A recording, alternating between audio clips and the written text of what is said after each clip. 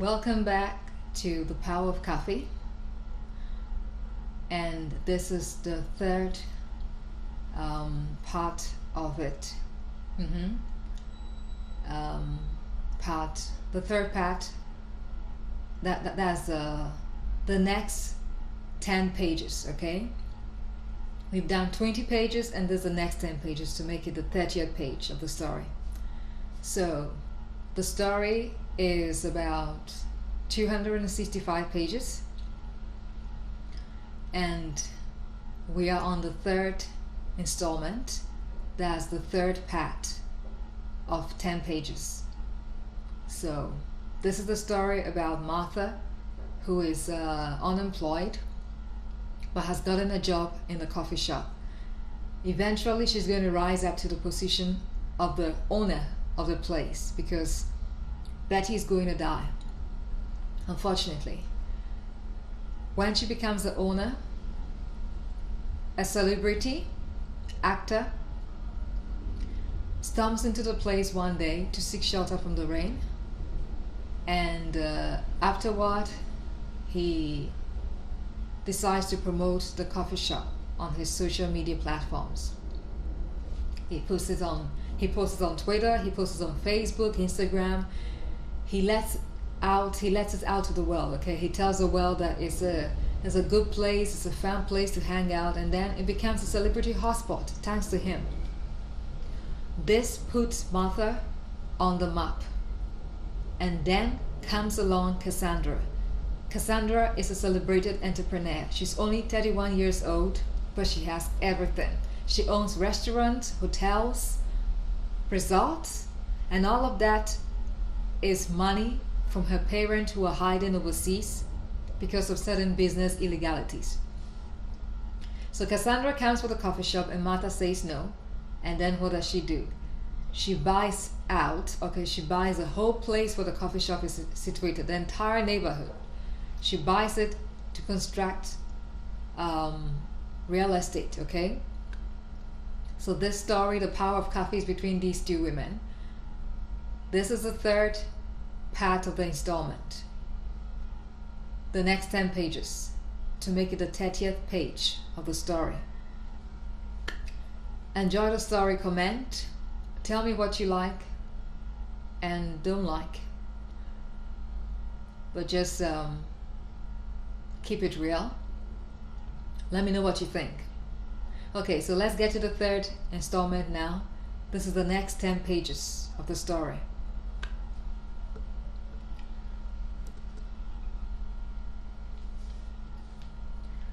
Okay.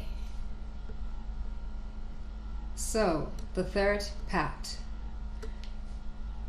After Martha left Betty's place, after she had done the laundry. When I got home that day, I told Mother about her.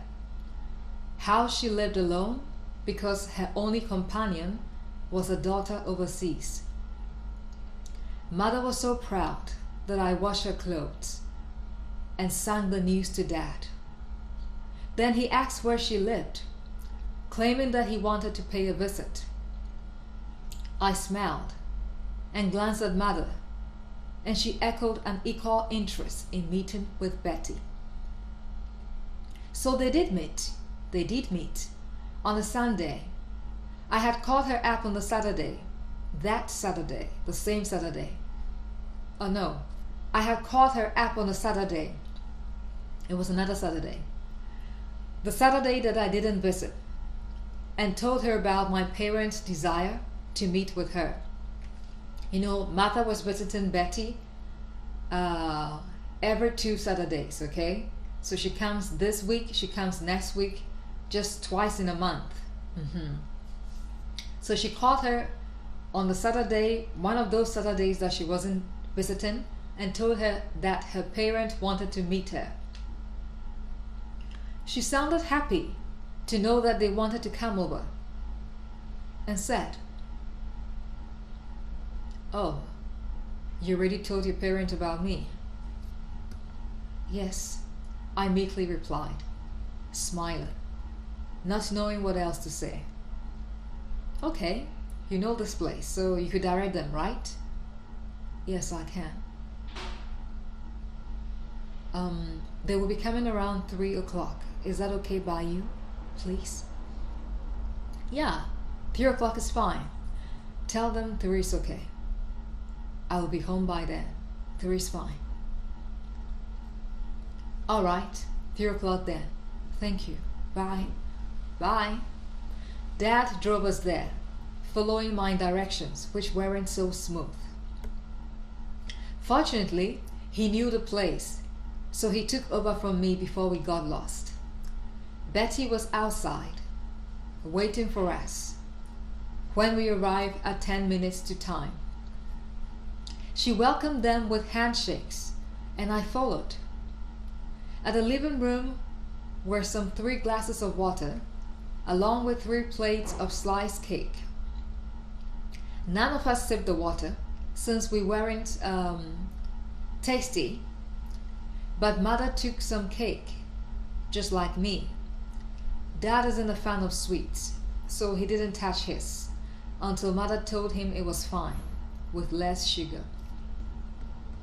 So Dad had a bite of the slice, and he liked it, and commended her for such fine baking.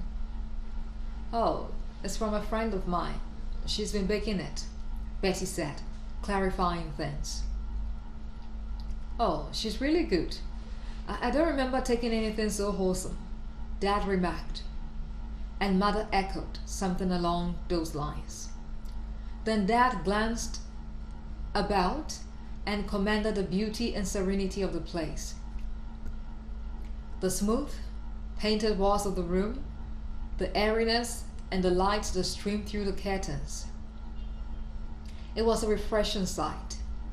Subsequently, Mom chirped in, telling her how much they had learned about her thanks to me.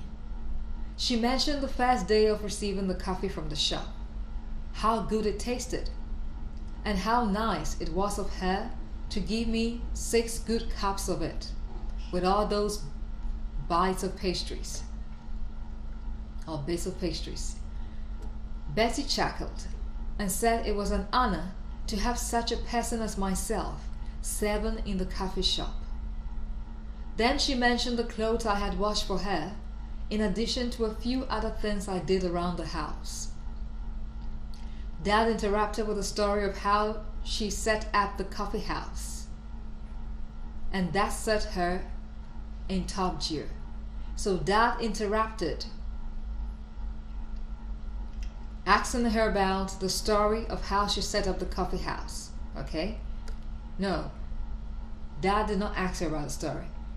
I had told Dad about how the coffee house was set up.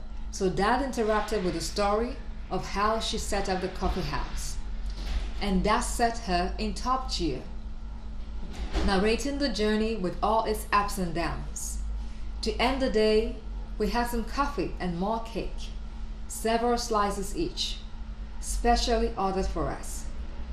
My mother invited her to church. My parents invited her to church the next Sunday, and she agreed to come.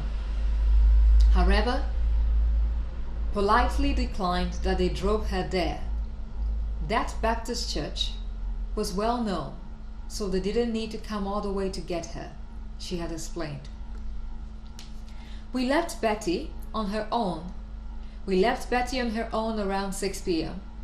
She came outside to bid us bye and expressed profound appreciation for the visit by thanking the elders several times, and also me for bringing them over. That was the start of our alliance with Betty Okai, as she made it known to my parent. 3 weeks had passed since I began working at Fresh Bread, Cake, Tea, and Coffee. Well, that was the name of the coffee house. On the last day of that month of July, Betty showed up as I was cleaning the tables and tidying up the place at 7 p.m. She had a white envelope in hand, but it wasn't visible until she handed it to me. She claimed it was my salary for that month, which had nearly ended, in addition to a little bonus. Of course, I was happy, but I needed to know of this special thing I did to deserve that bonus.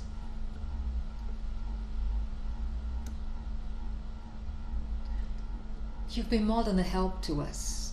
That's why we decided to give you this, Betty said. The envelope was heavy, a bit too much for a regular salary and bonus.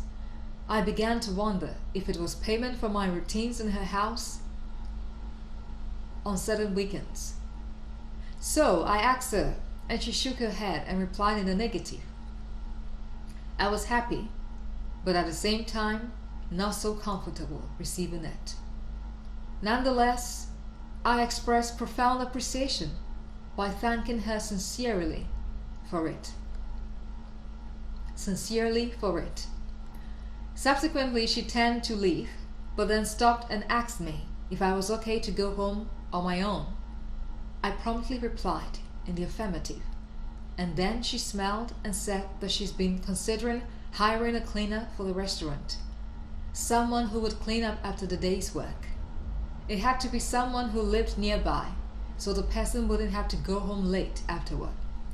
I smiled and said that it was a great idea, but I was all right to continue tidying up the place until that person took over. Betty nodded and then bade me good night and left. But I wasn't alone, because Lassie and Anne were still around doing the dishes. You know, they were doing the dishes now because I switched from Lassie. I took her place as the waiter so she could do the dishes. They lived nearby, so had no problem staying until everything was over. In about 45 minutes, I had cleaned the tables and swept or wiped the floor, depending on how much dirt there was. I bade good night to my older sisters at the kitchen and then went home. About 20 minutes later, for that was how long it took for Bass to stop by. Okay. I got home at 9:10, and the first thing I did was to open the envelope I had kept in my handbag. I tore it apart and found what I thought was a mistake, an amount totaling about $30.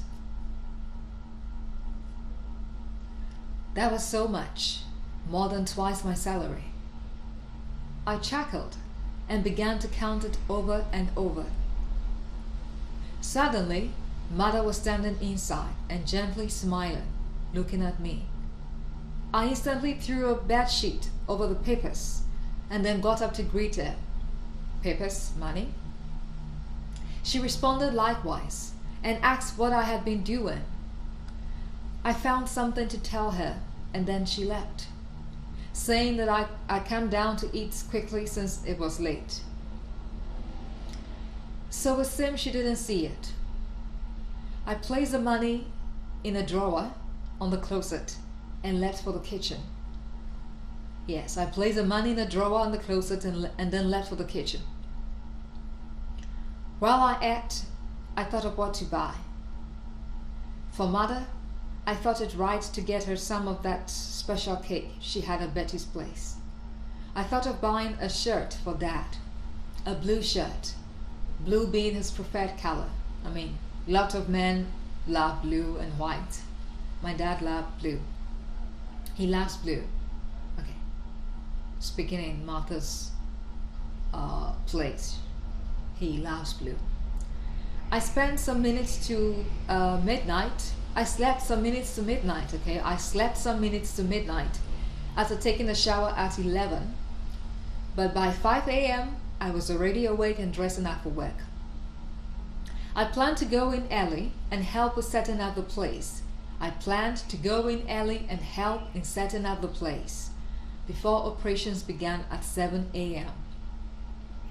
Mother saw me off, walking some distance with me to the bus station at 5:30. She thought it was too early and wanted to make sure it was safe. She waited till I got in the bus, checked out the driver's face and that of the conductor, a young man who looked not older than 18, as well as the faces of the 5 women and 2 men in the bus. The men were young and dressed in old clothes, like laborers, while the women had their shopping baskets and wares seemed like traders. I got there a little after 6, thanks to the absence of traffic on the road, and met a young woman arranging the place. She seemed a little startled when I suddenly walked in, and then smiled when our eyes met. I didn't know her, but she called out my name. "Oh, Martha." "Yes," I replied meekly, wondering how she knew me. She kept dusting the tables as she revealed that Belinda had sent her there. She was a friend of hers. You know, Belinda is one of the 3 women who works in the coffee shop. Betty's friends. "Oh, okay." That's all I said, and then put down my handbag and looked around for something to help her dust up the furniture. I left for the kitchen and came back with a rag, but she wouldn't let me do it. She said it was her job, and so I should leave it to her. Spoken in a nice way. Fine, that was okay with me, since I had just had a bath. So I went to the kitchen and began to clean up the cups and plates, rinsing them out with fresh water until Agnes, the cleaner, began to call me. I responded, "Yes," and then hurried away. There was a man standing in the room, dressed in a nice striped shirt, which was tucked into black trousers. He was tall, about your regular height for tall. Hair neatly cropped, and holding a transparent blue file in hand. He seemed to have some keys on him. Too, because of the jingling sounds around him. He smiled pleasantly on seeing me, and I responded likewise and asked him what he wanted.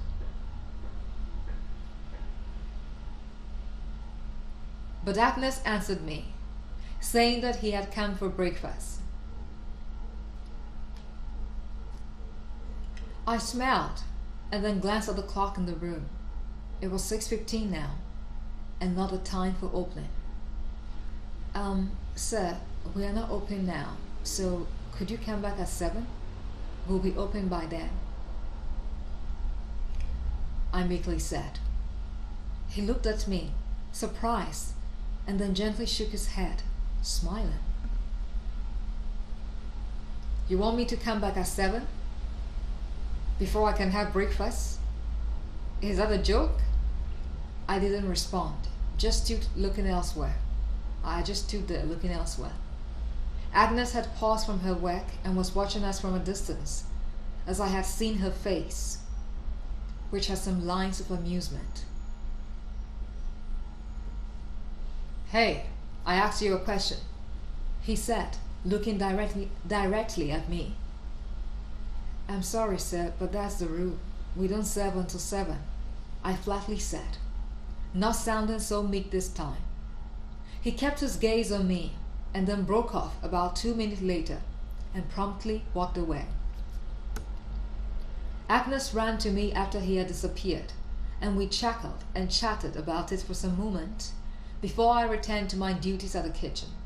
She stayed on and helped me with rinsing out the cups and plates until Belinda and Anne came in. We didn't tell them about the man, because it wasn't what anyone needed to start the day with. Yet that may have been a wrong move on our part, since that man came back, and with trouble. It was around 10 a.m. when I saw him entering the dining room as I came in with some chocolate drink and bread for a group of customers at a table. I was a little surprised at his presence, but I thought it was okay since I had asked him to come back when we were open. He was looking around, as if for someone, and then he saw me and began to approach in a serious manner. I quickly placed down the order and then walked to him smiling, and then asked what he wanted to take. He wryly smiled and asked me to lead him to an empty table. I scanned the place for a table and found one at the far end of the room, and then pointed it out to him. Said, "There's a table over there at the corner. Can you see it?" "Where?" "Where?" He sounded casual. "There, where my hand is. Can you see it now?" "No," he flatly replied. So I had to walk him to it. But as we walked towards it, it felt as though he was right behind me, too close. I turned and found him just inches away, and then I lost my cool. I stopped and told him in a serious tone that the table was where my hand was pointing to, and then walked away without another word. "Hey, you!" He backed, but I wasn't going to turn around. I continued out of there, and when I got to the kitchen, I told everyone there about him. Anne was waiting the tables, so Belinda and Selassie had me. They came out to see who he was, and that's what motivated him to create a scene. He began with how disrespectful I was, to how he had been turned down for breakfast some hours ago. He was on top of his lungs, and obviously on top of his game of deception. No one was eating anymore. All eyes were on us. Belinda, Selassie, me, and that creature. Then Betty entered, and immediately he shut up and turned to see who it was. He asked if she was the manager, and she asked him what the problem was. He then repeated the question, but yet again she replied with the same question. "What's the matter, please?" That infuriated him, and he turned his attention on her. He complained about the service, my rudeness, and then the last straw that made Betty back at him. He claimed that he could shut us down if he wanted to. Betty smiled and gently shook her head, and then asked him to get out, else she would drag him out himself. The man looked at her, fuming, and then shook his head and walked out in haste. The customers began to laugh, and then some applauded her for taking action. Now everyone was talking about the little TV show that went down minutes ago. We all left for the kitchen. Betty, my older sisters, and me. I explained the entire thing to her, and also about his sexual misconduct. She commended me for what I did, walking away from him, and then said she was going to make sure that he never stepped in there again. The rest of the day was uneventful. We had lunch at noon. This time Betty joined us, but it was within the coffee shop. We chatted while eating, brushing over the show in the morning. Then out of the blue we heard footsteps, and then a call out for whoever was available, With everyone's hands in the eating bowl, it was Anne who managed to respond quickly to the call. She got up and rinsed her hands in the sink and hurried out of there, thinking it was a customer. 3 men stood out the dining room, all dressed the same way, in neat-looking shirts and trousers. Anne scanned their faces for the disturber, but he wasn't amongst them. One of them, the one with a slight bulge in his belly, stood forward and introduced himself and that of the others as being from the FDA. One of them, the one with a slight bulge in the belly, stood forward and introduced himself and that of the others as being from the FDA. That is the Food and Drugs Authority. He claimed that they had received reports of some contamination in the food that was served here, in the coffee shop. Anne just stared at them, speechless, until moments later when the others followed. I was washing the cups and plates at the kitchen, but came out to see the man. I was washing the cups and plates at the kitchen, but came out to see the man briefly before returning to the job. However, I could hear everything that was being said. Anne relayed the news of her visit to the rest of the team. Anne relayed the news of their visit to the rest of the team, and Betty was the one to respond to the man's claim.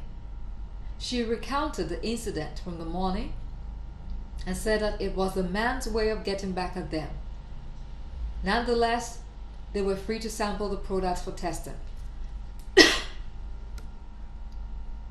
Pardon me. The man sounded pleased, that is the head of the team, and then the three men proceeded to walk towards the kitchen. They all came in, looking around the place, and then Betty laid out the ingredients we used in the coffee and tea. The tea wasn't tea bags, rather powdered chocolate. That is what we call tea, okay? They took some samples of it into tiny transparent plastic bags, and then took some bits of the pastries too, and then left on a friendly note, even chuckling with her. The leader of the team apologized for the inconvenience caused and said that we would have to shut down temporarily until the result of the test. That was hard to hear, but I think Betty expected it, since she didn't react. She simply nodded and then asked how long it took for the testing to be done. The man replied that it varied according to the kind of product being tested and what was being tested for. He added that it could take weeks. Notwithstanding, he was going to prioritize our case, so we concluded early. This he assured, and then left. So that was it. That was the end of a working day for us. A day that had begun with such bad luck couldn't have ended any better, right?